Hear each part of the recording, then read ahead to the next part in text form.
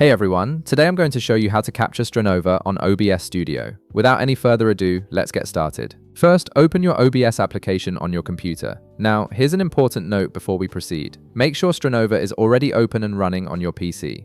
This is crucial because OBS needs the game to be active in order to detect it properly for capture. Once OBS is open, navigate to the Scenes panel and click the plus icon. A window will pop up asking you to name your new scene. Type in something like Strinova, then click OK to create it.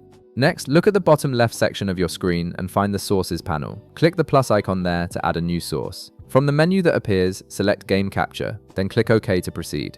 This source type is specifically designed to capture games efficiently without impacting your performance too much. Now you'll see a Properties window open up. Navigate to the Mode option and click the drop-down menu right beside it. From the list, select Capture Specific Window. This mode allows OBS to focus on capturing just your game window rather than your entire screen, which gives you better performance and cleaner recordings. Although I don't have Strinova installed on my PC, I'll show you the next step so you know exactly what to do. Below the mode option, you'll see a setting labeled Window. Click the drop-down menu right beside it, and you should see Strinova appear in the list of available windows. Simply select it from there. Since I don't have Strinova installed, I'll use another game as an example to demonstrate this process. After you've selected your game window, click OK to apply these settings. At this point, your game should appear in the OBS preview window.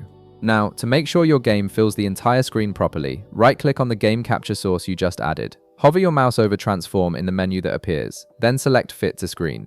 This will automatically resize your game capture to fill your canvas perfectly, giving you a professional-looking setup. And that's it. You've successfully set up Strinova Capture in OBS Studio, and you're ready to start recording or streaming your gameplay. If this video helped you out, be sure to leave a like, subscribe, and I'll see you in the next one.